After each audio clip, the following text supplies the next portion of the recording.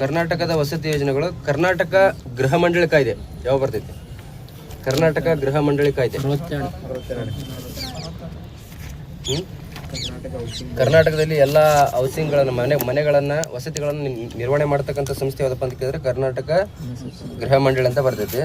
ಕರ್ನಾಟಕ ಗೃಹ ಮಂಡಳಿ ಕಾಯ್ದೆ 1962. ಕರ್ನಾಟಕ ಗೃಹ ಮಂಡಳಿ ಕಾಯ್ದೆ 1962. ಆ ಕಾಯ್ದೆ ಅಡಿನೇ 1962ರಲ್ಲಿ ಕರ್ನಾಟಕ ಗೃಹ ಮಂಡಳಿ ಸ್ಥಾಪನೆ ಆಗ್ತದೆ. ಕರ್ನಾಟಕ ಹೌಸಿಂಗ್ ಬೋರ್ಡ್ ಅಂತ ಕರಿತೀವಿ. Karnataka housing board. ಒಟ್ಟು 3 ಸಂಸ್ಥೆಗಳು ಇಂಪಾರ್ಟೆಂಟ್ ಇಲ್ಲಿ. ಕರ್ನಾಟಕ ಗೃಹ ಮಂಡಳಿ, ಆಮೇಲೆ ಕೊಳಗೇರಿ ಪ್ರದೇಶ ಅಭಿವೃದ್ಧಿ ಮಂಡಳಿ, ಅದರ ಸ್ಲಮ್ ಏರಿಯಾ ಡೆವಲಪ್ಮೆಂಟ್ ಬೋರ್ಡ್ ಅಂತ ಕರಿತೀವಿ. ಇನ್ನೊಂದು ಯಾವುದಪ್ಪ ಅಂತ ಕೇಳಿದ್ರೆ RGHCL ಅಂತ ಬರ್ತದಲ್ಲ, ರಾಜೀವ್ ಗಾಂಧಿ ವಸತಿ ನಿಗಮ ನಿಯಮಿತ. ರಾಜೀವ್ ಗಾಂಧಿ ವಸತಿ ನಿಗಮ ನಿಯಮಿತ. ಕರ್ನಾಟಕ ಕೊಳಗೇರಿ ಪ್ರದೇಶ ಅಭಿವೃದ್ಧಿ ಮಂಡಳಿ, ಇನ್ನೊಂದಪ್ಪ ಕರ್ನಾಟಕ ಗೃಹ ಮಂಡಳಿ. ಸೊ 3 ಸಂಸ್ಥೆಗಳು ಇಂಪಾರ್ಟೆಂಟ್. ಈ ಸ್ಲಮ್ ಏರಿಯಾದಲ್ಲಿ ಮನೆಗಳನ್ನು ನಿರ್ಮಾಣ ಮಾಡೋದು ಯಾವುದಪ್ಪ ಅಂತ ಕೇಳಿದ್ರೆ ಕರ್ನಾಟಕ ಕೊಳಗೇರಿ ಪ್ರದೇಶ ಅಭಿವೃದ್ಧಿ ಮಂಡಳಿ. ಏನಪ್ಪ? ಕರ್ನಾಟಕ ಕೊಳಗೇರಿ ಪ್ರದೇಶ ಸುಧಾರಣಾ ಕಾಯ್ದೆ 1973. 1973 ಕರ್ನಾಟಕ ಕೊಳಗೇರಿ ಪ್ರದೇಶ ಸುಧಾರಣಾ ಕಾಯ್ದೆ ಅಂತ ಕರಿತೀವಿ.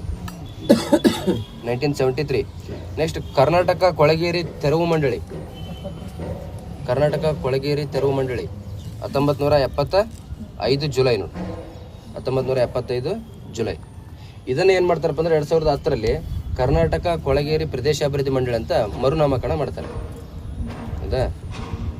Karnataka slum area development board ಅಂತೇಳಿ. ಕರ್ನಾಟಕ ಕೊಳಗೇರಿ ಪ್ರದೇಶ ಸುಧಾರಣಾ ಕಾಯ್ದೆ 73. ಕರ್ನಾಟಕ ಕೊಳಗೇರಿ ತೆರವು ಮಂಡಳಿ 1975 ಜುಲೈ. ಸೊ ಅದಕ್ಕೆ 2010ರಲ್ಲಿ ಏನಂತ ಮರುನಾಮಕರಣ ಮಾಡ್ತಾರೆ? ಕರ್ನಾಟಕ ಕೊಳಗೇರಿ ಪ್ರದೇಶ ಅಭಿವೃದ್ಧಿ ಮಂಡಳಿ. ಇನ್ನು ಭಾರತದಲ್ಲಿ ಕೊಳಗೇರಿ ಸುಧಾರಣಾ ಯೋಜನೆ ಯಾವಾಗ ಬರ್ತೈತಿ? ಕೊಳಗೇರಿ ಸುಧಾರಣಾ ಯೋಜನೆ ಭಾರತ ಸರ್ಕಾರದ ಕೊಳಗೇರಿ ಸುಧಾರಣಾ ಯೋಜನೆ 1956 ನೋಡಿ. 56 ಕರ್ನಾಟಕ ಕೊಳಗೇರಿ ಸುಧಾರಣಾ ಯೋಜನೆ, ಸ್ಲಮ್ ಇಂಪ್ರೂವ್ಮೆಂಟ್ ಸ್ಕೀಮ್ ಅಂತ ಕರಿತೀವಿ. 1956. ಸೊ 3 ಸಂಸ್ಥೆಗಳು ಇಂಪಾರ್ಟೆಂಟ್ ವಸತಿ ಯೋಜನೆಗಳಿಗೆ ಸಂಪಟ್ಟಿರೋವು. ಸೊ ಪ್ರಮುಖವಾಗಿ ವಸತಿ ಯೋಜನೆಗಳು ಯಾವ ಬರ್ತಾವ ಅಂತ ಕೇಳಿದ್ರೆ ದೇವರಾಜ ಅರಸು ವಸತಿ ಯೋಜನೆ, ಆಮೇಲೆ ಡಾಕ್ಟರ್ BR ಅಂಬೇಡ್ಕರ್ ನಿವಾಸ ಯೋಜನೆ, ಮತ್ತೆ ಬರ್ತಾವ ಆಶ್ರಯ ಯೋಜನೆ. ಆಶ್ರಯ ಯೋಜನೆಯಲ್ಲಿ 2 ಬರ್ತಾವೆ, ಬಸವ ವಸತಿ ಯೋಜನೆ ಮತ್ತೆ ವಾಜಪೇಯಿ ನಗರ ವಸತಿ ಯೋಜನೆ ಅಂತೇಳಿ. ವಾಜಪೇಯಿ ಮತ್ತೆ ಯಾವ್ದು ಮತ್ತೆ ಬರ್ತಾವ ಮುಖ್ಯಮಂತ್ರಿ 1 ಲಕ್ಷ ಬಹುಮಹಡಿ ಬೆಂಗಳೂರು ವಸತಿ ಯೋಜನೆ ಅಂತ ಬರ್ತದೆ. ಮುಖ್ಯಮಂತ್ರಿ 1 ಲಕ್ಷ ಬಹುಮಹಡಿ ಬೆಂಗಳೂರು ವಸತಿ ಯೋಜನೆ, ಆಮೇಲೆ ಗರಿಮಾ ಗೃಹ ಯೋಜನೆ, ಆಮೇಲೆ ಮತ್ಸ್ಯಾಶ್ರಯ ಯೋಜನೆ ಅಂತ ಬರ್ತದೆ. ಮತ್ಸ್ಯ ಆಶ್ರಯ ಯೋಜನೆ. ಸೊ ಅದ್ರಲ್ಲಿ ಪ್ರಮುಖವಾಗಿ ಗರಿಮಾ ಗೃಹ ಯೋಜನೆ ಯಾರಿಗೆ ಸಂಪಟ್ಟೈತಿ? ಗರಿಮಾ ಗೃಹ ಯೋಜನೆ ಇವೆಲ್ಲ ಕರ್ನಾಟಕ ಸರ್ಕಾರದಲ್ಲಿ ಅನುಷ್ಠಾನವಾಗ್ತಕ್ಕಂಥ ವಸತಿ ಯೋಜನೆಗಳು. ಗರಿಮಾ ಗೃಹ ಯೋಜನೆ ಇದು ಕೇಂದ್ರ ಸರ್ಕಾರ ಜಾರಿಗೆ ತೊಗೊಂಬಂದಿರೋದು 2021ರಲ್ಲಿ. ಕರ್ನಾಟಕದಲ್ಲೂ ಕೂಡ ಅನುಷ್ಠಾನ ಆಗ್ತೈತಿ. ಯಾರಿಗೆ ಸಂಪಟ್ಟಿರೋದು? ತೃತೀಯ ಲಿಂಗಿಗಳು. ತೃತೀಯ ಲಿಂಗಿಗಳಿಗೆ ಮನೆ ಒದಗಿಸುವಂಥ ಯೋಜನೆ ಇದು ಗರಿಮಾ ಗೃಹ. ತೃತೀಯ ಲಿಂಗಿಗಳಿಗೆ ಮನೆಗಳನ್ನು, ಸುರಕ್ಷಿತ ಮನೆಗಳನ್ನು ಒದಗಿಸುವಂಥ ಯೋಜನೆ ಗರಿಮಾ ಗೃಹ ಯೋಜನೆ 2021ರಲ್ಲಿ ಬಂದೈತೆ. ಯಾರು ತೊಗೊಂಬಂದ್ರೆ ಕೇಂದ್ರ ಸರ್ಕಾರ. ಕರ್ನಾಟಕದಲ್ಲೂ ಕೂಡ ಅನುಷ್ಠಾನ ಆಗ್ತೈತಿ. ಇದು ಯಾವ ಒಂದು ಕಾಯ್ದೆಯ ಭಾಗವಾಗಿ ಅಂತ ಕೇಳಿದ್ರೆ ತೃತೀಯ ಲಿಂಗಿಗಳ ಹಕ್ಕುಗಳ ರಕ್ಷಣಾ ಕಾಯ್ದೆ. ಯಾವ ಬರ್ತೈತಿ? ತೃತೀಯ ಲಿಂಗಿಗಳ ಹಕ್ಕುಗಳ ರಕ್ಷಣಾ ಕಾಯ್ದೆ 2019. ಸೊ ಜಾರಿಗೆ ಬಂದಿದ್ದು 2020 ಜನವರಿ 10. ತೃತೀಯ ಲಿಂಗಿಗಳ ಹಕ್ಕುಗಳ ರಕ್ಷಣಾ ಕಾಯ್ದೆ 2019 ಜಾರಿಗೆ ಬಂದಿದ್ದು 2020 ಜನವರಿ 10. ಸೊ ಆ ಒಂದು ಕಾಯ್ದೆಯ ಭಾಗವಾಗಿ ಗರಿಮಾ ಗೃಹ ಯೋಜನೆಯನ್ನು ಕೇಂದ್ರ ಸರ್ಕಾರ ಜಾರಿಗೆ ತೊಗೊಂಬಂದೈತಿ 2021. ನೆಕ್ಸ್ಟ್ ಮುಖ್ಯಮಂತ್ರಿ 1 ಲಕ್ಷ ಬಹುಮಹಡಿ ಬೆಂಗಳೂರು ವಸತಿ ಯೋಜನೆ. ಏನಿದು? ಮುಖ್ಯಮಂತ್ರಿ 1 ಲಕ್ಷ ಬಹುಮಹಡಿ ಬೆಂಗಳೂರು ವಸತಿ ಯೋಜನೆ. ಇದು 2017 ಬಂದೈತಿ. 2017 ಮುಖ್ಯಮಂತ್ರಿ 1 ಲಕ್ಷ ಬಹುಮಹಡಿ ಬೆಂಗಳೂರು ವಸತಿ ಯೋಜನೆ. ಇದು 2017 ಬಂದೈತಿ. ಬೆಂಗಳೂರೊಳಗೆ ಯಾರಾದ್ರೂ ಮನೆ ಕಟ್ಟೋರಿದ್ರೆ ಇದೇನು ಮಾಡುತ್ತಂದ್ರೆ ಸಬ್ಸಿಡಿ ದರದಲ್ಲಿ ಫ್ಲಾಟ್ಗಳು ಕೊಡಿಸ್ತಾರೆ ಸರ್ಕಾರದಿಂದ. ಹೌದಾ? ಸೊ ಕೈಗೆಟುಕುವ ದರದಲ್ಲಿ ಫ್ಲಾಟ್ಗಳನ್ನು ಒದಗಿಸುವಂತಹ ಯೋಜನೆ ಇದು. ಎಲ್ಲಿ? ಬೆಂಗಳೂರು ನಗರ, ಅಂದರೆ ಬೆಂಗಳೂರು ನಗರ ಜಿಲ್ಲೆ ವ್ಯಾಪ್ತಿಯಲ್ಲಿ ಏನು ಬರ್ತಿತ್ತಲ್ಲ ಅಲ್ಲ, ಬೆಂಗಳೂರು ನಗರ ಜಿಲ್ಲೆಯ ವ್ಯಾಪ್ತಿ. ಇದು ಯಾರು ಅನುಷ್ಠಾನ ಮಾಡ್ತಾರೆ ಈ ಒಂದು ಯೋಜನೆನ? ಅದೇ ರಾಜೀವ್ ಗಾಂಧಿ ವಸತಿ ನಿಗಮ ನಿಯಮಿತ. ಕರ್ನಾಟಕದಲ್ಲಿ ಎಲ್ಲ ವಸತಿ ಯೋಜನೆಗಳನ್ನು ಅನುಷ್ಠಾನ ಮಾಡುವಂಥ ಸಂಸ್ಥೆ ಯಾವುದಪ್ಪ ಅಂದರೆ ರಾಜೀವ್ ಗಾಂಧಿ ವಸತಿ ನಿಗಮ ನಿಯಮಿತ. ಯಾವಾಗ ಆರಂಭ ಆಗಿದೆ ಅಂದರೆ 2000. ಕರ್ನಾಟಕ ಗೃಹ ಮಂಡಳಿ 1962. ರಾಜೀವ್ ಗಾಂಧಿ ವಸತಿ ನಿಗಮ ನಿಯಮಿತ 2000. ಕರ್ನಾಟಕ ಕೊಳಗೇರಿ ಪ್ರದೇಶ ಅಭಿವೃದ್ಧಿ ಮಂಡಳಿ 1975. ಈ ಒಂದು ಮುಖ್ಯಮಂತ್ರಿ 1 ಲಕ್ಷ ಬಹುಮಹಡಿ ಬೆಂಗಳೂರು ವಸತಿ ಯೋಜನೆ ಐತಲ್ಲ, ಅದರ ಅಡಿಯಲ್ಲಿ ಫಲಾನುಭವಿ ಆಗ್ಬೇಕಂದ್ರೆ ಏನೇನು ಅರ್ಹತೆಗಳು ಇರ್ಬೇಕಂದ್ರೆ ವಾರ್ಷಿಕ ಆದಾಯ ಎಷ್ಟಿರ್ಬೇಕು ಅದಕ್ಕೆ?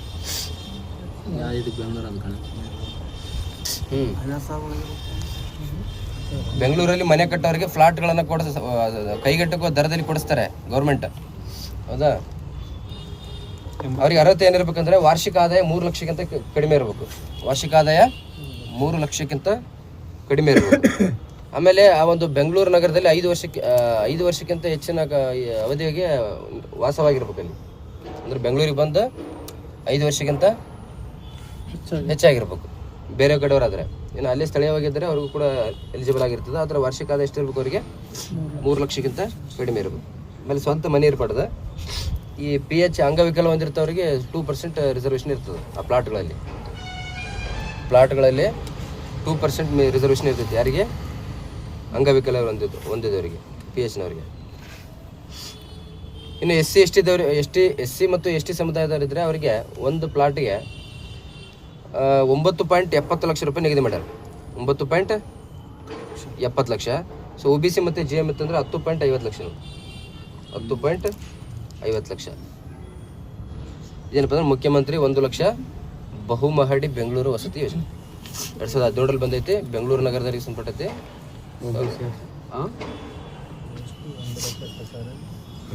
ಸೊ ಅನುಷ್ಠಾನ ಮಾಡುವಂಥ ಸಂಸ್ಥೆ ಮತ್ತು ಫಲಾನುಭವಿಗಳ ಅರ್ಹತೆ ಏನಿರಬೇಕು ಇಂಪಾರ್ಟೆಂಟ್. ನೆಕ್ಸ್ಟ್ ಮತ್ಸ್ಯ ಆಶ್ರಯ ಯೋಜನೆ.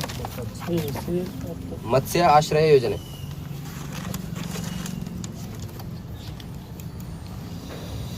ಆಶ್ರಯ ಯೋಜನೆ ಇದು ಕರ್ನಾಟಕ ಸರ್ಕಾರದ 2024-25 ಘೋಷಣೆ ಆಗಿದೆ.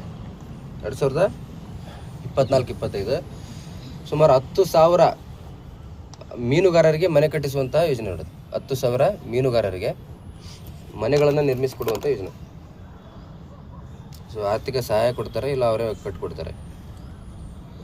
2024-25 ಬಂದೈತೆ. ಕರ್ನಾಟಕದ ಮೀನುಗಾರರಿಗೆ ಮನೆ ನಿರ್ಮಾಣಕ್ಕೆ ಸೊ ಆರ್ಥಿಕ ಸಹಾಯ ಮಾಡೋದು. ಸೊ ಅನುಷ್ಠಾನ ಸಂಸ್ಥೆಗಳು ಇಂಪಾರ್ಟೆಂಟ್. ಯಾರು ಅನುಷ್ಠಾನ ಮಾಡಿದ್ರೆ ಇವನ್ನ? ರಾಜೀವ್ ಗಾಂಧಿ ವಸತಿ ನಿಗಮ ನಿಯಮಿತ. ಮತ್ತು ಇನ್ನೊಂದು ಬರ್ತೈತಿ, ಕರಿತೀವಿ ಕರ್ನಾಟಕ ಫಿಶರಿ ಡೆವಲಪ್ಮೆಂಟ್ ಕಾರ್ಪೊರೇಷನ್ ಅಂತೇಳಿ. ಕರ್ನಾಟಕ ಮೀನುಗಾರಿಕೆ ಅಭಿವೃದ್ಧಿ ನಿಗಮ ಮತ್ತು ರಾಜೀವ್ ಗಾಂಧಿ ವಸತಿ ನಿಗಮ ನಿಯಮಿತ. ಸೊ ಎರಡೂ ಸೇರ್ಕೊಂಡು ಏನು ಮಾಡ್ತಾರೆ? ಈ ಒಂದು ಮತ್ಸ್ಯ ಆಶ್ರಯ ಯೋಜನೆಯನ್ನು ಅನುಷ್ಠಾನ ಮಾಡ್ತಾರೆ. ಕರ್ನಾಟಕ ಮೀನುಗಾರಿಕಾ ಅಭಿವೃದ್ಧಿ ನಿಗಮ ಎಲ್ಲೈತಿ? ಮಂಗಳೂರು ನೋಡ್ರಿ, ಮಂಗಳೂರೊಳಗೆ ಐತಿ. ಇದು ರಾಜೀವ್ ಗಾಂಧಿ ಐತಲ್ಲ, ಇದು ಬೆಂಗಳೂರೊಳಗೆ ಐತಿ. ಸೊ ಎರಡು ಸಂಸ್ಥೆಗಳು ಕೂಡ್ಕೊಂಡು ಮತ್ಸ್ಯ ಆಶ್ರಯ ಯೋಜನೆಯನ್ನು ಅನುಷ್ಠಾನ ಮಾಡ್ತಾವ. ಆರ್ಥಿಕ ಸಹಾಯ ಎಷ್ಟು ಕೊಡ್ತಾರೆ ಅಂತ ಕೇಳ್ಬೋದು. ಇದರಲ್ಲಿ ಎಷ್ಟೈತಿ?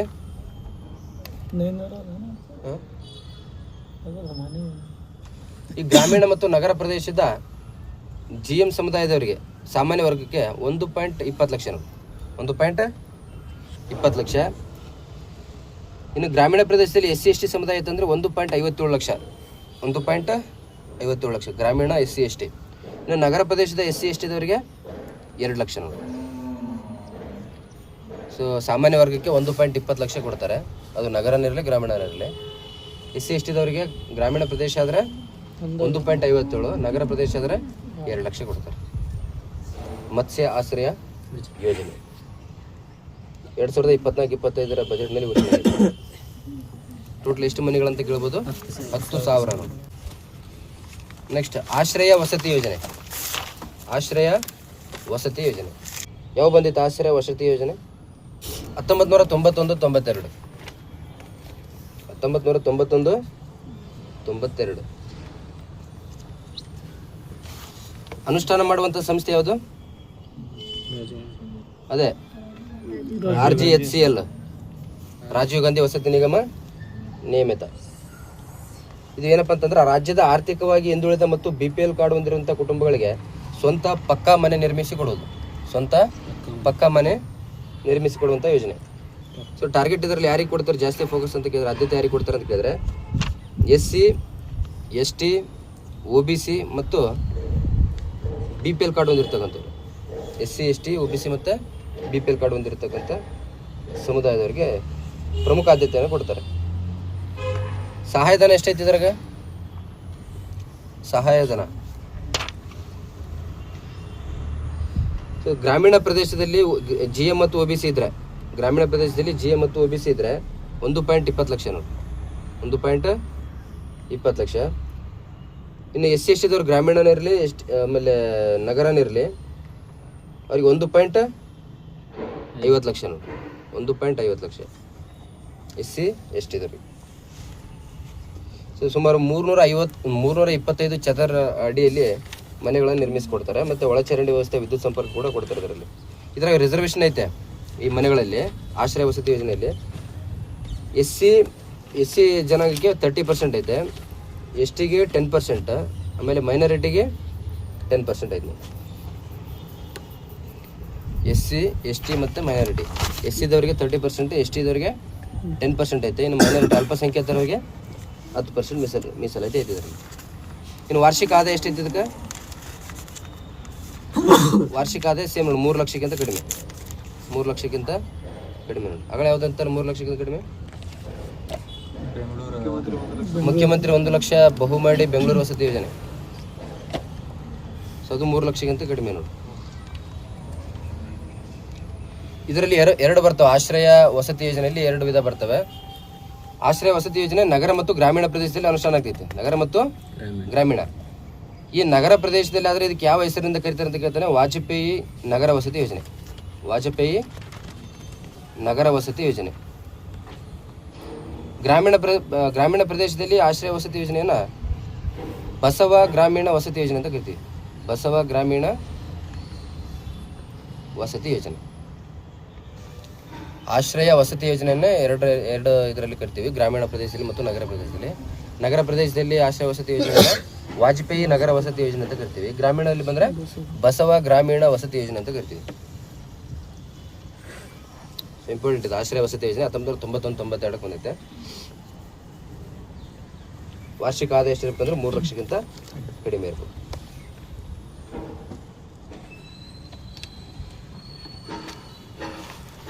ನೆಕ್ಸ್ಟ್ ನೋಡಿ, ಡಾಕ್ಟರ್ BR ಅಂಬೇಡ್ಕರ್ ನಿವಾಸ ಯೋಜನೆ. ಡಾಕ್ಟರ್ BR ಅಂಬೇಡ್ಕರ್ ನಿವಾಸ ಯೋಜನೆ. ಇದು ಮೊನ್ನೆ ಹೇಳಿದ್ವಲ್ಲ, ಯಾವಾಗ ಆರಂಭ ಆಗಿತ್ತು? 2015-16. 14-15 ಆಗಿದ್ದು ಯಾವುದು? ದೇವರಾಜ ಅರಸ್. 15-16 ಬಂದರೆ ಡಾಕ್ಟರ್ BR ಅಂಬೇಡ್ಕರ್ ನಿವಾಸ ಯೋಜನೆ 2015-16. ಇದು ಕರ್ನಾಟಕ ಸರ್ಕಾರದ. ಇದು ಉದ್ದೇಶ ಏನಿದ್ರದ? ಯಾರಿಗೆ ಸಂಬಂಧಪಟ್ಟದ್ದು ಇದು?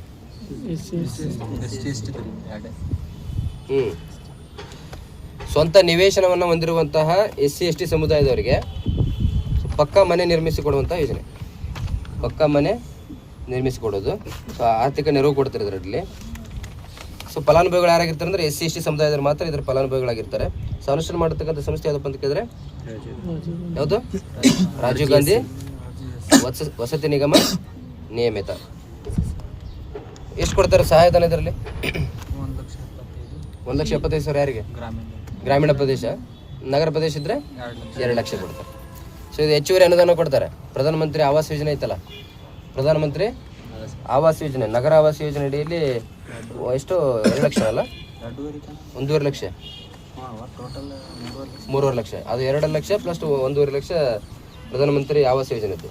ಟೋಟಲ್ 3.5 ಲಕ್ಷ ತನಕ ಅನುದಾನ ಪಡಿಬೋದು. ಇದರಲ್ಲಿ ಮೀಸಲಾತಿ ಐತೆ. SCಗೆ ಎಷ್ಟೈತೆ? 70% ನೋಡಿ. STಗೆ 30% ರಿಸರ್ವೇಷನ್ ಐತೆ. ಸೊ ಒಟ್ಟು ಮನೆಗಳಲ್ಲಿ 70% ಅಷ್ಟು SC ಸಮುದಾಯದವ್ರಿಗೆ ಇರ್ತವೆ, 30% ಅಷ್ಟು ST ಸಮುದಾಯದವ್ರಿಗೆ ಇರ್ತವೆ. ಸೊ ಆದಾಯದ ಮಿತಿ ಏನಿರ್ಬೇಕು ಇವರಿಗೆ? ಆದಾಯದ ಮಿತಿ ಗ್ರಾಮೀಣ ಪ್ರದೇಶ ಇದ್ರೆ 32,000 ಕೆಳಗಿರ್ಬೇಕು. ನಗರ ಇತ್ತು ಅಂತಂದ್ರೆ ನೀವು ಗ್ರಾಮೀಣ ಒಂದು 32,000 ಇಲ್ಲೇನೋ ಬಂತಂತ ಇಟ್ಕೋ, ಅದ್ರ ನಗರ ಏನಾಗಿರುತ್ತೆ ಅಂದ್ರೆ 87,600 ರೂಪಾಯಿ ಇರ್ತೈತಿ. ನೀವು 87,600. ಏನಿದು ಡಾಕ್ಟರ್ BR ಅಂಬೇಡ್ಕರ್ ನಿವಾಸ ಯೋಜನೆ ಅಡಿಯಲ್ಲಿ ಮನೆಗಳನ್ನು ಪಡಿಬೇಕಾದ್ರೆ ಅವರ ಆದಾಯದ ಮಿತಿ ನಗರ ಅಂತಂದರೆ 87,600, ಗ್ರಾಮೀಣ ಬಂದರೆ 32,000. ಸಹಾಯಧನ ಎಷ್ಟು ಕೊಡ್ತಾರೆ ಅಂತ ಕೇಳ್ಬೋದು. ಗ್ರಾಮೀಣ ಇತ್ತಂದರೆ 1.75 1,75,000 ರೂಪಾಯಿ ಕೊಡ್ತಾರೆ. ನಗರ ಇತ್ತು ಅಂತಂದರೆ 2 ಲಕ್ಷ ಪ್ಲಸ್ ಪ್ರಧಾನಮಂತ್ರಿ ಆವಾಸ್ ಯೋಜನೆ ಅಡಿಯಲ್ಲಿ 1.5 ಲಕ್ಷ. ಹೌದಾ? ಇದೇನಪ್ಪ ಅಂದ್ರೆ ಡಾಕ್ಟರ್ BR ಅಂಬೇಡ್ಕರ್ ನಿವಾಸ ಯೋಜನೆ. ನೆಕ್ಸ್ಟ್ ದೇವರಾಜ ಅರಸ್ ವಸತಿ ಯೋಜನೆ. ಇದು ನಿನ್ನೆ ಹೇಳಿದ್ವಲ್ಲ, ಯಾವಾಗ ಬಂದೈತಿ ಹೇಳ್ರಿ? 2014-15. ಉದ್ದೇಶ ಏನಿದೆ? 10,000 ಮನೆಗಳು ನಿರ್ಮಾಣ ಮಾಡೋದು. ಇನ್ನೊಂದು ಯಾವ್ದು 10,000 ಮನೆಗಳು ಹೇಳಿದ್ವಲ್ಲ, ಮತ್ಸ್ಯ ಆಶ್ರಯ ಯೋಜನೆ. ಮತ್ಸ್ಯ ಆಶ್ರಯ ಯೋಜನೆ ಅದನ್ನು 10,000 ಮನೆಗಳು. ನೆಕ್ಸ್ಟ್ ಫಲಾನುಭವಿಗಳ ಅರ್ಹತೆ ಒಂದು ವಿಶೇಷ ವರ್ಗಕ್ಕೆ ಸೇರಿರ್ಬೇಕು. ಎಷ್ಟು ವಿಶೇಷ ವರ್ಗಗಳು? 14 ಅದಾವ. ಸೊ ಆದಾಯದ ಮಿತಿ 32,000 ಗ್ರಾಮೀಣ ಪ್ರದೇಶ. ನಗರ ಪ್ರದೇಶ ಬಂದ್ರೆ 87,600. ಸ್ವಂತ ನಿವೇಶನ ಹೊಂದಿರಬೇಕು. ಇನ್ ಕೇಸ್ ಸ್ವಂತ ನಿವೇಶನ ಇರಲಿಲ್ಲ ಅಂತಂದ್ರೆ DC ಅವ್ರು ಏನು ಮಾಡ್ತಾರೆ, ಗೌರ್ಮೆಂಟ್ ಜಾಗದಲ್ಲಿ ಕಟ್ಕೊಳ್ಳೋಕೆ ಅವಕಾಶ ಕೊಡ್ತಾರೆ. ಇನ್ನು ಇದರ ಆಯ್ಕೆ ಸಮಿತಿ ಅಧ್ಯಕ್ಷ ಯಾರಾಗಿರ್ತಾರೆ ಅಂತ ಕೇಳ್ತಾನೆ. ದೇವರಾಜ ಅರಸು ವಸತಿ ಯೋಜನೆ ಅಡಿಯಲ್ಲಿ ಫಲಾನುಭವಿಗಳ ಆಯ್ಕೆ ಸಮಿತಿ ಅಧ್ಯಕ್ಷ ಯಾರಾಗಿರ್ತಾರೆ ಅಂತ ಕೇಳ್ತಾನೆ. DC ಅವರು ಆಗಿರ್ತಾರೆ. ಉಪಾಧ್ಯಕ್ಷ ಯಾರಾಗಿರ್ತಾರೆ? CEO. ಜಿಲ್ಲಾ ಪಂಚಾಯತ್ CEO ಪ್ಲಸ್ 6 ಜನ ಸದಸ್ಯರಿದ್ದಾರೆ. ಫಲಾನುಭವಿಗಳು 14 ವಿಶೇಷ ವರ್ಗಗಳದಾವ. ಅದರ ಪ್ರಮುಖ ಯಾವ ಅಂತ ಕೇಳಿದ್ರೆ HIV ಸೋಂಕಿತರು, ಆಮೇಲೆ ದೇವದಾಸಿಯರು, ಕುಷ್ಠರೋಗದಿಂದ ಗುಣಮುಖರಾದವರು, ವಿಧವೆಯರು, ವಿಕಲಚೇತನರು, ಸಫಾಯಿ ಕರ್ಮಚಾರಿಗಳು, ರಸ್ತೆ ಬದಿಯಲ್ಲಿ ಮಲಗುವಂತ ನಿರ್ಗತಿಕರು, ಅಲೆಮಾರಿ ಸಮುದಾಯದವರು, ದೌರ್ಜನ್ಯಕ್ಕೊಳಗಾದವರು, ಜೀತದಿಂದ ಮುಕ್ತರಾದವರು, ಮತೀಯ ಗಲಭೆ ಮತ್ತು ಹೋರಾಟಗಳಿಂದ ಹಾನಿಗೊಳಗಾದವರು, ಮತ್ತು ವಿಶೇಷ ವೃತ್ತಿಪರ ಗುಂಪುಗಳು, ಲೈಂಗಿಕ ಕಾರ್ಯಕರ್ತೆಯರು, ಈ ದೇವದಾಸಿಯರು ಮತ್ತು ವಿಧವೆಯರೆಲ್ಲ ಬರ್ತಾರಲ್ಲ.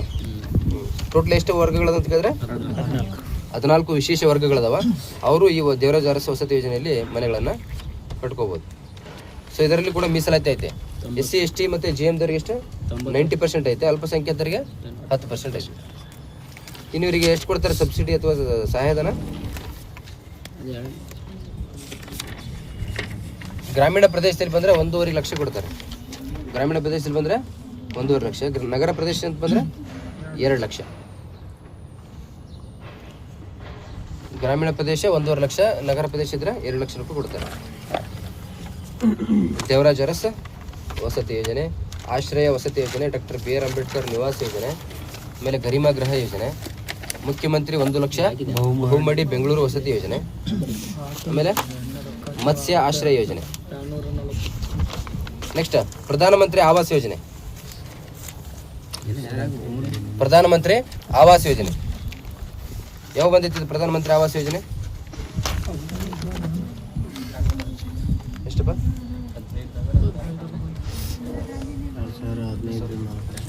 15 ಏನದು?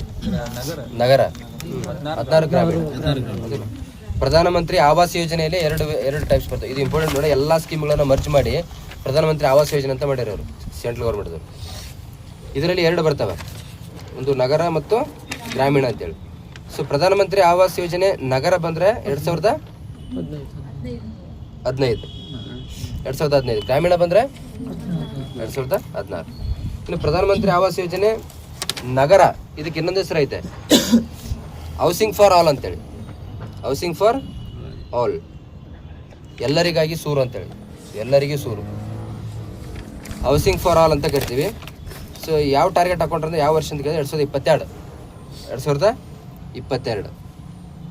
2015 ತೊಗೊಂಬಂದೈತೆ. 2022ವರೆಗೂ 3 ಹಂತದಲ್ಲಿ ಅನುಷ್ಠಾನ ಆಗ್ತಿತ್ತು. ಎಷ್ಟು? 3 ಹಂತಗಳಲ್ಲಿ ಅನುಷ್ಠಾನ ಆಗ್ತಿತ್ತು ಪ್ರಧಾನಮಂತ್ರಿ ಆವಾಸ್ ಯೋಜನೆ ನಗರ ಅಂತೇಳಿ. ಇಂಪಾರ್ಟೆಂಟ್ ಸ್ಕೀಮ್ ಹೌದಾ? 2022ರ ವೇಳೆಗೆ 20 ಮಿಲಿಯನ್ ಮನೆಗಳನ್ನು ನಿರ್ಮಿಸಿ ನೋಡೋದು. 20 ಮಿಲಿಯನ್ ಮನೆಗಳು ನೋಡು. ಮತ್ಸ್ಯ ಆಶ್ರಯ ಯೋಜನೆಯಲ್ಲಿ 10,000, ದೇವರಾಜ ಅರಸು ವಸತಿ ಯೋಜನೆ ಅಡಿಯಲ್ಲಿ 10,000, ಪ್ರಧಾನಮಂತ್ರಿ ಆವಾಸ್ ಯೋಜನೆ ನಗರದಲ್ಲಿ 20 ಮಿಲಿಯನ್. 2022ರ ವೇಳೆಗೆ 20 ಮಿಲಿಯನ್ ಮನೆಗಳನ್ನು ನಿರ್ಮಿಸುವುದು. 2022 ಮಾರ್ಚ್ 31ರವರೆಗೆ, ಮಾರ್ಚ್ 31. ಸೊ 20 ಮಿಲಿಯನ್ ಅಂದ್ರೆ ಎಷ್ಟು? 2 ಕೋಟಿ ಇಲ್ಲ, 2 ಕೋಟಿ ಮನೆಗಳನ್ನು ನಿರ್ಮಿಸೋದು. ಯಾವಾಗ ಆರಂಭ ಆಗಿತ್ತು? 2015 ಜೂನ್ 25. ಹೌದಾ? ಇದು ನಗರ ಬಂದರೆ ಯಾವ ಸಚಿವಾಲಯ? ವಸತಿ ಮತ್ತು ನಗರ ವ್ಯವಹಾರಗಳು. ಗ್ರಾಮೀಣ ಬಂದರೆ ಗ್ರಾಮೀಣಾಭಿವೃದ್ಧಿ ಮತ್ತು ಪಂಚಾಯತ್ ರಾಜ್ ಸಚಿವಾಲಯ.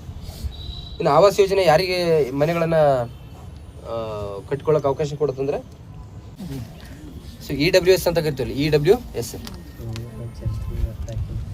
ಆಮೇಲೆ ಕಡಿಮೆ ಮತ್ತು ಮಧ್ಯಮ ಆದಾಯ ಗುಂಪುಗಳು, ಕಡಿಮೆ ಮತ್ತು ಮಧ್ಯಮ ಆದಾಯ ಗುಂಪುಗಳು. EWS ಕಡಿಮೆ ಮತ್ತು ಮಧ್ಯಮ ಆದಾಯದ ಗುಂಪುಗಳಿಗೆ ಕೈಗೆಟಕುವ ದರದಲ್ಲಿ ಮನೆಗಳನ್ನು ನಿರ್ಮಾಣ ಮಾಡಿಕೊಳ್ಳೋಕೆ ಅವಕಾಶ ಮಾಡಿಕೊಡ್ತಾರೆ ಈ ಯೋಜನೆ ಅಡಿಯಲ್ಲಿ. ಆದಾಯದ ಮಿತಿ ಎಷ್ಟಿರ್ಬೇಕಂತ ಕೇಳ್ತಾನೆ. ಸೊ 3 ಲಕ್ಷದಿಂದ 18 ಲಕ್ಷ.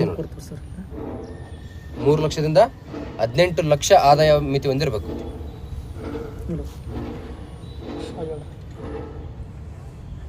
ನೋಡ್ರಿ, EWS ಅಂತಂದ್ರೆ ಅವ್ರಿಗೆ ಎಷ್ಟಿರ್ಬೇಕು ಆದಾಯದ ಮಿತಿ ಅಂತ ಕೇಳಿದ್ರೆ 3 ಲಕ್ಷ. EWS ದವ್ರಿಗೆ 3 ಲಕ್ಷ. ಇನ್ನು ಕಡಿಮೆ ಆದಾಯ ಹೊಂದಿರ್ತಾರಲ್ಲ, ಸಾವಿರದ ಆದಾಯದ ಮಿತಿ ಎಷ್ಟಪ್ಪ ಅಂದ್ರೆ 6 ಲಕ್ಷ ನೋಡಿ. ಇನ್ನು ಮಧ್ಯಮ ಆದಾಯ ಇತ್ತಲ್ಲ, ಅದರಲ್ಲೇ 2 ಬರ್ತಾವೆ. ಮಧ್ಯಮ ಆದಾಯ ಗುಂಪು 1, ಮಧ್ಯಮ ಆದಾಯ ಗುಂಪು 2 ಅಂತೇಳಿ. ಮಧ್ಯಮ ಆದಾಯ ಗುಂಪು 1ಕ್ಕೆ 6 ಲಕ್ಷದಿಂದ 12 ಲಕ್ಷ ಆದಾಯ ಹೊಂದಿರಬೇಕು. 6 ಲಕ್ಷದಿಂದ 12 ಲಕ್ಷ. ಇನ್ನು ಮಿಡಲ್ ಇನ್ಕಮ್ ಗ್ರೂಪು, ಮಧ್ಯಮ ಆದಾಯ ಗುಂಪು 2ನೇದು ಕೇಳಿದ್ರೆ 12 ಲಕ್ಷದಿಂದ 18 ಲಕ್ಷ. ಈ ಟೋಟಲ್ ಎಲ್ಲ ಕ್ಯಾಟಗರಿ ಸೇರಿಸಿದ್ರೆ 3 ಲಕ್ಷದಿಂದ 18 ಲಕ್ಷ. ಅದರಲ್ಲಿ ಪರ್ಟಿಕ್ಯುಲರ್ ಕ್ಯಾಟಗರಿ ಕೇಳಿದ್ರೆ EWS ಇದ್ರೆ 3 ಲಕ್ಷ ಒಳಗಿರ್ಬೇಕು. ಕಡಿಮೆ ಆದಾಯ ಅಂತಿದ್ರೆ 6 ಲಕ್ಷ ಒಳಗಿರ್ಬೇಕು. ಇನ್ನು ಮಧ್ಯಮ ಆದಾಯ ಗುಂಪು 1 ಕೇಳಿದ್ರೆ 6 ಲಕ್ಷದಿಂದ 12 ಲಕ್ಷ. ಮಧ್ಯಮ ಆದಾಯ ಗುಂಪು 2 ಕೇಳಿದ್ರೆ 12 ಲಕ್ಷದಿಂದ 18 ಲಕ್ಷ. ಒಟ್ಟಿನಲ್ಲಿ ಎಲ್ಲ ಕ್ಯಾಟಗರಿ ಸೇರಿಸಿದ್ರೆ 3 ಲಕ್ಷದಿಂದ 18 ಲಕ್ಷ ಆದಾಯ ಒಳಗಿರ್ಬೇಕು. ಇದು ಪ್ರಧಾನಮಂತ್ರಿ ಆವಾಸ್ ಯೋಜನೆ ನಗರದ ಆದಾಯದ ಮಿತಿ. ಹೌದಾ? ಇಲ್ಲೇನು ಮಾಡ್ತಾರೆ ಅಂತಂದ್ರೆ ಕೇಳಿದ್ರೆ 25 ಲಕ್ಷದವರೆಗೂ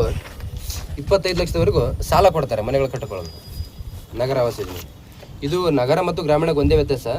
ನಗರ ಪ್ರದೇಶದಲ್ಲಿ ಪ್ರಧಾನಮಂತ್ರಿ ಆವಾಸ್ ಯೋಜನೆಯಲ್ಲಿ ಮನೆ ಕಟ್ಟಬೇಕಾದ್ರೆ 25 ಲಕ್ಷ ತನಕ ಸಾಲ ಕೊಡ್ತಾರೆ. ಗ್ರಾಮೀಣ ಪ್ರದೇಶದಲ್ಲಿ ಬಂದರೆ ಆರ್ಥಿಕ ನೆರವು ಕೊಡ್ತಾರೆ. ಅಂದರೆ ಇವರು ಬಡ್ಡಿ ಇಂಟ್ರೆಸ್ಟ್ ರೇಟ್ ಮೇಲೆ ಸಾಲ ಕೊಟ್ಟಿರ್ತಾರೆ ಬ್ಯಾಂಕ್ನವರು. ಇಲ್ಲಿ ಗ್ರಾಮೀಣ ಪ್ರದೇಶದಲ್ಲಿ ಆದರೆ ವಾಪಸ್ ಏನು ಕೊಟ್ಟ ಮತ್ತು ರೀಪೇಮೆಂಟ್ ಮಾಡಂಗಿರಲ್ಲ, ಆರ್ಥಿಕ ನೆರವು ಕೊಟ್ಟಿರ್ತಾರೆ, ಸಹಾಯ ಮಾಡ್ತಾರೆ. ಇನ್ನು 25 ಲಕ್ಷ ಸಾಲ ಕೊಡ್ತಾರಲ್ಲ, ಅದಕ್ಕೆ ಬಡ್ಡಿ ಎಷ್ಟು ಅಂತಂದರೆ 4% ನೋಡಿ. ಎಷ್ಟು? 25 ಲಕ್ಷಕ್ಕೆ 4% ಫಸ್ಟ್ 3 ಇಯರ್ಸ್. ಫಸ್ಟ್ 3 ಇಯರ್ಸಿಗೆ ನೋಡಿ ಸರ್. ಇದು ಫಸ್ಟ್ 3 ಲಕ್ಷಕ್ಕೆ ಕೊಡ್ತಾರೆ. ಅದು 25 ಲಕ್ಷ ಸಾಲ ಕೊಟ್ಟರು 3 ಲಕ್ಷಕ್ಕೆ ಸಬ್ಸಿಡಿ ಕೊಡ್ತಾರೆ 5 ವರ್ಷದವರೆಗೆ. ಕಟ್ಟಬೇಕು 22 ಲಕ್ಷಕ್ಕೆ ಮತ್ತೆ ಬಡ್ಡಿ ಕಟ್ಟಬೇಕು. ಬರೀ 3 ಲಕ್ಷ ಕಟ್ಟಂಗಿರಲ್ಲ. ಹೌದಾ? ಇದು ಹೌಸ್ ಲೋನ್ ಅಂತ, ಮನಿ ಸಾಲ, ಗೃಹ ಸಾಲ ಅಂತ ಕರಿತೀವಲ್ಲ, ಗೃಹ ಸಾಲ ಕೊಡ್ತಾರೆ ಅರ್ಬನ್ದವರಿಗೆ. ಇನ್ನು ಗ್ರಾಮೀಣ ಪ್ರದೇಶದವರಿಗೆ ಬಂದರೆ ಆರ್ಥಿಕ ನೆರವು ಕೊಡ್ತಾರೆ. ಇದು ಯಾವ ವರ್ಷದವರೆಗೆ ವಿಸ್ತರಣೆ ಆಗೈತೆ? 2024ರಿಂದ 2029. ಪ್ರಧಾನಮಂತ್ರಿ ಆವಾಸ್ ಯೋಜನೆ 2.0. ಪ್ರಧಾನಮಂತ್ರಿ ಆವಾಸ್ ಯೋಜನೆ 2.0 ಬಂದರೆ 2024ರಿಂದ 2029. ನೆಕ್ಸ್ಟ್ ನೋಡ್ರಿ, ಪ್ರಧಾನಮಂತ್ರಿ ಆವಾಸ್ ಯೋಜನೆ ಗ್ರಾಮೀಣ. ಇದು ನಗರ ಇತ್ತು. ಇನ್ನು ಗ್ರಾಮೀಣ ಬಂದರೆ 2016. ಇದು ಮೊದಲು ಏನಂತ ಕರಿತಿರೋದಕ್ಕೆ ಇಂದಿರಾ ಆವಾಸ್ ಯೋಜನೆ. ಇಂದಿರಾ ಆವಾಸ್ ಯೋಜನೆ 1985 ಇಲ್ಲ? ಇಂದಿರಾ ಆವಾಸ್ ಯೋಜನೆ 1985. ಸೊ ಅದನ್ನು ಪುನರ್ರಚಿಸಿ 2016ರಲ್ಲಿ ಪ್ರಧಾನಮಂತ್ರಿ ಆವಾಸ್ ಯೋಜನೆ ಗ್ರಾಮೀಣ ಅಂತ ಮಾಡ್ತಾರೆ. ಸೊ ಇದಕ್ಕೆ ವಾರ್ಷಿಕ ಆದಾಯ ಎಷ್ಟಿರಬೇಕು ಮಿತಿ? ಅದಕ್ಕಾದ್ರೆ ನಗರಕ್ಕಾದ್ರೆ 3 ಲಕ್ಷದಿಂದ 18 ಲಕ್ಷ ಇರ್ತೈತಿ. ಅದು ಕ್ಯಾಟಗರಿ ಮೇಲೆ ಡಿಪೆಂಡ್ ಆಗಿರ್ತೈತಿ. ಇದಕ್ಕೆ ಎಷ್ಟಿರ್ಬೇಕಂತ ಕೇಳಿದ್ರೆ ಎಷ್ಟೇ? 1.20 ಲಕ್ಷ ನೋಡಿ. 1.20 ಲಕ್ಷ ವಾರ್ಷಿಕ ಆದಾಯ. 1.20 ಲಕ್ಷ, 1,20,000 ಆದಾಯ ಒಳಗಿರ್ಬೇಕು. ಹೌದಾ? ಇದು ಸೆಂಟ್ರಲಿ ಸ್ಪಾನ್ಸರ್ಡ್ ಸ್ಕೀಮ್ ಐತಲ್ಲ, 60-40. ಆಮೇಲೆ ಈಶಾನ್ಯ ವಲಯಗಳಿದ್ವು ಅಂತಂದ್ರೆ ಈಶಾನ್ಯ ರಾಜ್ಯಗಳು, ಈಶಾನ್ಯ ಮತ್ತು ಹಿಮಾಲಯನ್ ಸ್ಟೇಟ್ಸ್ ಇದ್ರೆ 90-10, ಕೇಂದ್ರಾಡಳಿತ ಪ್ರದೇಶ ಇದ್ರೆ ಅದು ವಿಧಾನಸಭೆ ಹೊಂದಿಲ್ಲ ಅಂತಂದ್ರೆ 100% ಇರ್ತೈತಿ, ವಿಧಾನಸಭೆ ಇತ್ತು ಅಂದ್ರೆ ಮತ್ತೆ 60-40. ನೆಕ್ಸ್ಟ್ ಆರ್ಥಿಕ ಸಹಾಯಧನ ಎಷ್ಟು ಕೊಡ್ತಾರೆ ಅದಕ್ಕೆ? ಆರ್ಥಿಕ ನೆರವು ಎಷ್ಟು ಕೊಡ್ತಾರೆ? 1.20 ಲಕ್ಷ ನೋಡಿ. ಇದು ಮೈದಾನ ಪ್ರದೇಶ ಇದ್ರೆ, ಸೊ ಪ್ಲೇನ್ ಏರಿಯಾ ಇದ್ದರೆ 1.20 ಲಕ್ಷ, ಗುಡ್ಡಗಾಡು ಪ್ರದೇಶ ಇದ್ದರೆ 1.30 ಲಕ್ಷ ಆರ್ಥಿಕ ನೆರವು ಕೊಡ್ತಾರೆ.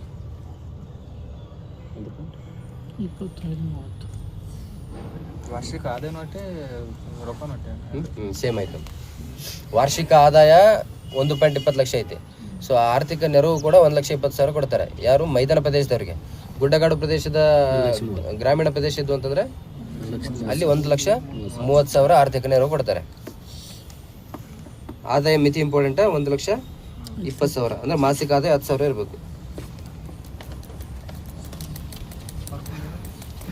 ಇಲ್ಲಿ ಏನಾಯ್ತು ಅಂದ್ರೆ ಇಲ್ಲಿ ಗ್ರಾಮೀಣ ಪ್ರದೇಶದಲ್ಲಿ ಅಲ್ಲಿ ವರ್ಗಗಳಿದ್ವು ಅಲ್ಲಿ ಆದಾಯದ ಮಿತಿಗೆ. ಅಂದ್ರೆ EWS ದವರಿಗೆ ಬೇರೆ, ಕಡಿಮೆ ಆದಾಯ ಹೊಂದಿರತಕ್ಕಂಥ ಗುಂಪುಗಳಿಗೆ ಬೇರೆ, ಆಮೇಲೆ ಮಧ್ಯಮ ಆದಾಯ ಗುಂಪು 1ಕ್ಕೆ ಬೇರೆ, ಮಧ್ಯಮ ಆದಾಯ ಗುಂಪು 2ಕ್ಕೆ ಬೇರೆ, ಅಲ್ಲಿ ಕೆಟಗರಿ ಇದ್ವು. ಇಲ್ಲಿ ಗ್ರಾಮೀಣ ಪ್ರದೇಶದಲ್ಲಿ ಅದ್ರ ಕೆಟಗರಿ ಇಲ್ಲ. ಸೊ ಎಲ್ಲರಿಗೂ ಒಂದೇ ಆದಾಯದ ಮಿತಿ ಇರ್ತದೆ, 1,20,000. ಸೊ ಈ ಒಂದು ಯೋಜನೆಯನ್ನು, ಈ 2 ಯೋಜನೆಗಳನ್ನು ಕರ್ನಾಟಕದಲ್ಲಿ ಅನುಷ್ಠಾನ ಮಾಡ್ತಕ್ಕಂಥ ಸಂಸ್ಥೆ ಅಂದ್ರೆ ರಾಜೀವ್ ಗಾಂಧಿ ವಸತಿ ನಿಗಮ ನಿಯಮಿತ.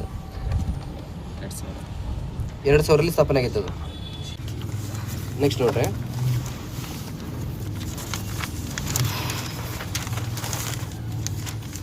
ಇದರಲ್ಲಿ ಒಂದು ಸ್ಕೀಮ್ ಬರ್ತದೆ, CLSS ಸ್ಕೀಮ್ ಅಂತೇಳಿ. CLSS ಇಂಪಾರ್ಟೆಂಟ್ ಇದೆ, ವಿಸ್ತೃತ ರೂಪಾಯಿ ಕೇಳಿದ್ರೆ ಭಾಳ ಸಲ ಇದ್ರ ಮೇಲೆ.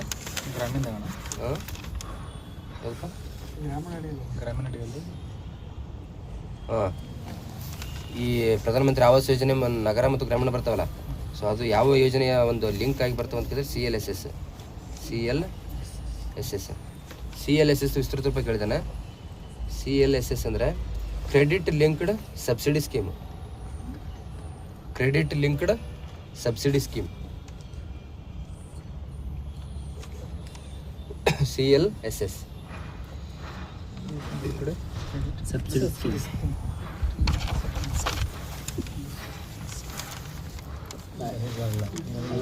ಕನ್ನಡದಿಗೆ ಬೇರೆ ನಾವೇನು ನೋಡಕತ್ತಿ ನಾವೇನು ಬೇರೆ ಕ್ರೆಡಿಟ್ ಲಿಂಕ್ಡ್ ಸಬ್ಸಿಡಿ ಸ್ಕೀಮ್ ಅಂದ್ರೆ ಏನು ಗೊತ್ತಾ? ಆಗ ಹೇಳಿದ್ವಲ್ಲ, ಬಡ್ಡಿ ಸಬ್ಸಿಡಿ ಕೊಡ್ತಾರೆ ಅಂತ ವಿಷಯ.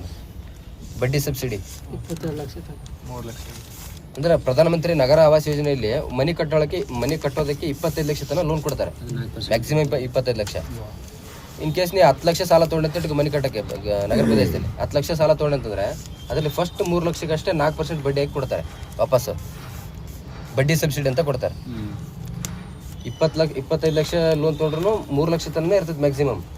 ಅದು ಮತ್ತೆ 1,80,000 ತನಕ ಆಗ್ಬೇಕು. ಅದು ಮ್ಯಾಕ್ಸಿಮಮ್ ಸಬ್ಸಿಡಿ, ಬಡ್ಡಿ ಸಬ್ಸಿಡಿ. ಸೊ ಅದು ಯಾವ ಯೋಜನೆಯಲ್ಲಿ ಲಿಂಕ್ ಮಾಡಿ ಕೊಡ್ತಾರೆ ಅಂದರೆ ಕ್ರೆಡಿಟ್ ಲಿಂಕ್ಡ್ ಸಬ್ಸಿಡಿ ಸ್ಕೀಮ್. 10 ಲಕ್ಷದಲ್ಲಿ ಮೊದಲ 3 ಲಕ್ಷಕ್ಕೆ 4% ಬಡ್ಡಿ ಕೊಡ್ತಾರೆ. ಇನ್ನು ಉಳಿದದ್ದೆಷ್ಟೇ? 7 ಲಕ್ಷ. 7 ಲಕ್ಷಕ್ಕೆ ಮತ್ತೆ ಬಡ್ಡಿ ಕಟ್ಬೇಕು. ಅದೆಷ್ಟು ಯಾವ ಬಡ್ಡಿ ಹಾಕಿ ಕೊಟ್ಟಿರ್ತಾರೆ ಸಾಲ ಅಷ್ಟು ಕಟ್ಬೇಕಾಗ್ತದೆ. ಉಳಿದದ್ದು ಕಟ್ಟಿ ಫಸ್ಟ್ 3 ಲಕ್ಷಕ್ಕೆ ಮಾತ್ರ 4% ಬಡ್ಡಿ ಹಾಕಿ ವಾಪಸ್ ಅಮೌಂಟ್ ಕ್ರೆಡಿಟ್ ಮಾಡ್ತಾರೆ. ಸೊ ಇದು ಯಾವ ಒಂದು ಯೋಜನೆ ಲಿಂಕ್ ಅಂತ ಕೇಳಿದ್ರೆ CLSS ವಿಸ್ತೃತ ರೂಪ ಕೇಳಿದಾನೆ. Credit linked subsidy scheme. Credit linked subsidy scheme.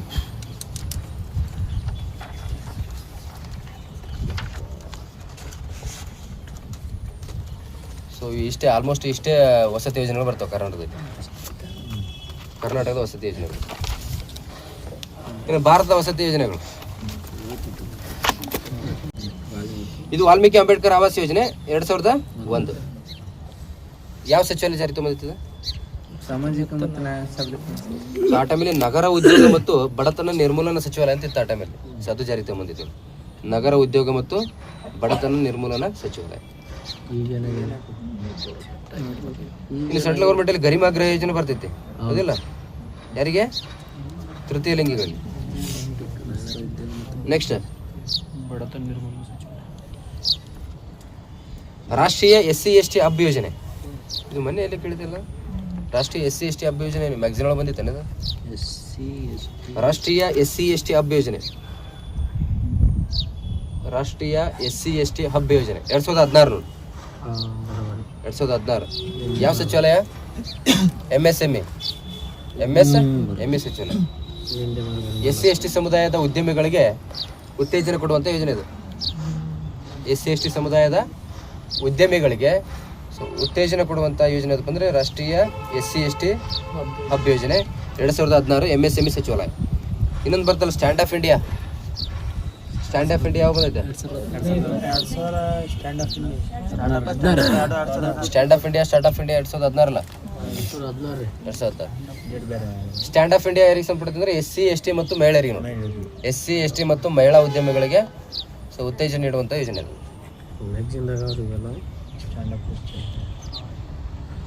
ರಾಷ್ಟ್ರೀಯ SC/ST ಹಬ್ ಯೋಜನೆ, ಸ್ಟ್ಯಾಂಡ್ ಆಫ್ ಯೋಜನೆ, ಆಮೇಲೆ ಸ್ಟಾರ್ಟ್ ಆಫ್ ಯೋಜನೆ ಎಲ್ಲ 2016.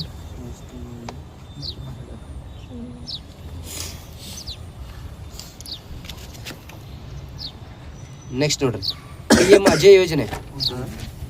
PM ಅಜಯ್ ಹೇಳಿ ಬನ್ನಿದ ಹೇಳ್ರಿ ವಿಸ್ತೃತ ರೂಪ ಹೇಳ್ರಿ. ಅಜಯ್ ಅನುಸೂಚಿತ ಜಾತಿ ಅಭ್ಯುದಯ ಯೋಜನೆ. ಅಜಯ್ ಅಂತ ಬಂದ್ರೆ ಅನುಸೂಚಿತ ಜಾತಿ ಅಭ್ಯುದಯ ಯೋಜನೆ, PM ಅಜಯ್ ಯೋಜನೆ. 21, 22, 25, 22ರಿಂದ 25-26 ಅದರ 50%ಗಿಂತ ಹೆಚ್ಚು SC ಪಾಪ್ಯುಲೇಷನ್ ಇತ್ತಂದ್ರೆ ಆ ಗ್ರಾಮದಲ್ಲಿ ಅದನ್ನು ಮಾಡೆಲ್ ವಿಲೇಜ್ ಆದರ್ಶ ಗ್ರಾಮವಾಗಿ ಪರಿವರ್ತನೆ ಮಾಡೋದು. ಇನ್ನು ಬಾಬು ಜಗಜೀವನ್ ರಾಮ್ ಛತ್ರವಾಸ ಯೋಜನೆ ಇದನ್ನ ಹೇಳಿದನು. ಬಾಬು ಜಗಜೀವನ್ ರಾಮ್ ಛತ್ರವಾಸ ಯೋಜನೆ.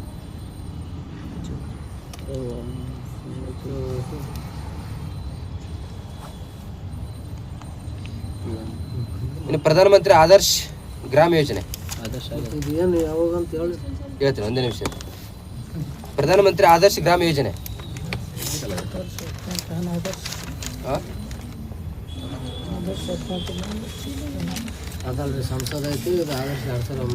ಅದು ಸಂಸದ ಆದರ್ಶ ಗ್ರಾಮ ಯೋಜನೆ ಬೇರೆ ರೀ. ರೀ ಆದರ್ಶ ವಿಶ್ವವಿದ್ಯಾಲಯ ಗಪ್ಪ ಆಯ್ತು.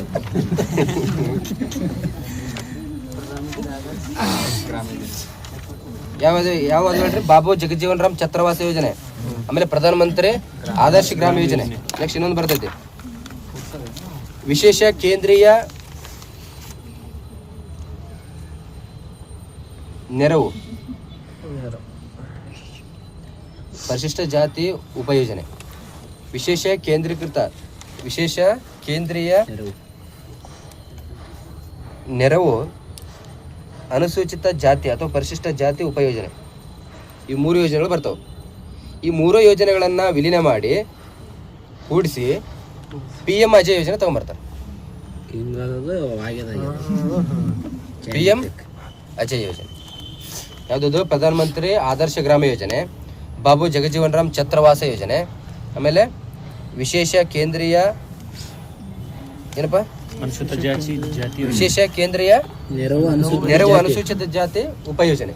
ಈ 3 ಯೋಜನೆಗಳನ್ನು ವಿಲೀನ ಮಾಡಿ PM ಅಜಯ್ ಯೋಜನೆ ತಗೊಂಡ್ಬಂದ್ರೆ. ಪ್ರಧಾನಮಂತ್ರಿ ಅಜಯ್ ಯೋಜನೆ, ಪ್ರೈಮ್ ಮಿನಿಸ್ಟರ್ ಅನುಸೂಚಿತ ಜಾತಿ ಅಭ್ಯುದಯ ಯೋಜನೆ. ಫಸ್ಟ್ ನೆನ್ಪಿಡ್ರಿ. ಆದರ್ಶ ಗ್ರಾಮ ಯೋಜನೆ ಬಂದೈತೆ 2009-10. ಸಂಸದ್ ಆದರ್ಶ ಗ್ರಾಮ ಯೋಜನೆ 2014 ಅಲ್ಲ ಇಷ್ಟು ನೋಡಿ. ಆದರ್ಶ ಗ್ರಾಮ ಯೋಜನೆ ಇಂಪಾರ್ಟೆಂಟ್, ಆಮೇಲೆ PM ಅಜಯ್, ಆಮೇಲೆ ಸ್ಟ್ಯಾಂಡ್ ಆಫ್ ಇಂಡಿಯಾ.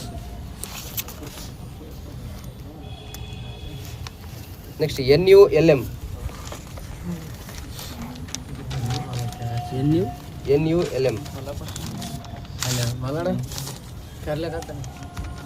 ಅಂದ್ರೆ ರಾಷ್ಟ್ರೀಯ ನಗರ ಜೀವನೋಪಾಯ ಮಿಷನ್ ಅಂತ ಬರ್ತದೆ.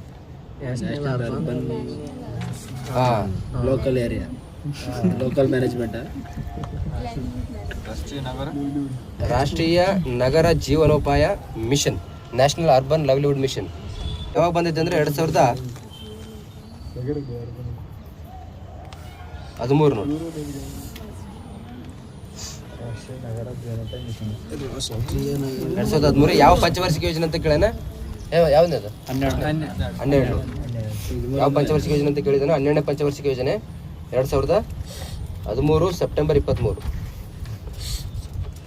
2013 ಸೆಪ್ಟೆಂಬರ್ 23 ಯಾವ ಪಂಚವಾರ್ಷಿಕ ಯೋಜನೆ ಅಂತ ಕೇಳಿದ್ರೆ 12ನೇ ಪಂಚವಾರ್ಷಿಕ ಯೋಜನೆ. ಇದು ಯಾವುದರ ಬದಲಾಗಿ ಬರುತ್ತೆ ಅಂತ ಕೇಳ್ತಾನೆ. ಸ್ವರ್ಣ ಜಯಂತಿ ಶಹರಿ ರೋಜ್ಗಾರ್ ಯೋಜನೆ ನೋಡಿ. ಯಾವುದರ ಬದಲಾಗಿ ಅಂತ ಕೇಳಿದ್ರೆ ಸ್ವರ್ಣ ಜಯಂತಿ ಶಹರಿ ಅಂದ್ರೆ ನಗರನ. ಸ್ವರ್ಣ ಜಯಂತಿ ಶಹರಿ ರೋಜ್ಗಾರ್ ಯೋಜನೆ SJSRY. ಇದು ಯಾವಾಗ ಬಂದೈತಿ ಸ್ವರ್ಣ ಜಯಂತಿ ಶಹರಿ ರೋಜ್ಗಾರ್ ಯೋಜನೆ? 1997. ಇದೇ ಕ್ವಶನ್ ಕೇಳಿದ್ದೆ ನಾನು ಮೊನ್ನೆ, ಅದು ಟೆಸ್ಟ್ ಒಳಗೆ ಕೇಳಿದ್ನಿ ಅದನ್ನು. ಇಯರ್ನ ಅದೇ 1999 ಹಾಕಿದ್ದೀವಿ, ಎಲ್ಲ ರಾಂಗ್ ಕೊಟ್ಟಿದ್ದ. ಶಹರಿ ಇದು ಸ್ವರ್ಣ ಜಯಂತಿ ಶಹರಿ ರೋಜ್ಗಾರ್ ಯೋಜನೆ 1997. ಇದು 2013 ಇದ್ರ ಬದಲಾಗಿ ಯಾವ್ದು ಬರ್ತಪ್ಪ ಅಂದ್ರೆ ರಾಷ್ಟ್ರೀಯ ನಗರ ಜೀವನೋಪಾಯ ಮಿಷನ್ ನೋಡ್ರಿ. ಸ್ವರ್ಣ ಜಯಂತಿ ಶಹರಿ ರೋಜ್ಗಾರ್ ಯೋಜನೆ ಬಂದಿದ್ದು 1997. ಸ್ವರ್ಣ ಜಯಂತಿ ಗ್ರಾಮ ಸ್ವರೋಜ್ಗಾರ್ ಯೋಜನೆ ಇದು ನಗರದ ಬಂದಿದ್ದು 97. ಗ್ರಾಮೀಣ 99 ನೋಡಿ. ಸೊ ಅದೇ ಎಲ್ಲರೂ ಆಲ್ಮೋಸ್ಟ್ ಎಲ್ಲ 99 ಆಗ್ಬಿಡ್ತಾರೆ.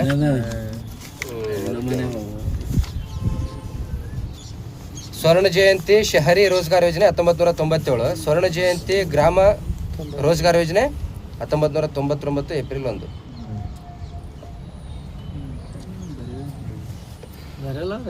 ಸ್ವರ್ಣ ಜಯಂತಿ ಗ್ರಾಮೀಣ ರೋಜ್ಗಾರ್ ಯೋಜನೆ ಐತಲ್ಲ, ಇದು ರಿಪ್ಲೇಸ್ ಆಗಿ ಬಂದಿರೋದು ಯಾವುದು? ರಾಷ್ಟ್ರೀಯ ಗ್ರಾಮೀಣ ಜೀವನೋಪಾಯ ಮಿಷನ್. ಅದು ಶಹರಿ ರೋಜ್ಗಾರ್ ಯೋಜನೆ ರಿಪ್ಲೇಸ್ ಆಗಿ ಬಂದಿರೋದು ರಾಷ್ಟ್ರೀಯ ನಗರ ಜೀವನೋಪಾಯ ಮಿಷನ್. ಗ್ರಾಮೀಣ ನಗರ ಅಂತ ಎರಡು ಬರ್ತಾರೆ. National urban livelihood Mission, National Rural Livelihood Mission. ರೂರಲ್ಗೆ ಇನ್ನೊಂದು ಹೆಸರು ದೀನ್ ದಯಾಳ್ ಉಪಾಧ್ಯಾಯ. NRLM ಅದು NULM ಇದು. NRLM ಬಂದಿರೋದು ಸ್ವರ್ಣ ಜಯಂತಿ ಗ್ರಾಮೀಣ ರೋಜ್ಗಾರ್ ಯೋಜನೆ 99. NULM ಬಂದಿರೋದು ಸ್ವರ್ಣ ಜಯಂತಿ ಶಹರಿ ರೋಜ್ಗಾರ್ ಯೋಜನೆ 1997. ಸರ್ ನೆನ್ಪಿಡ್ರಿ.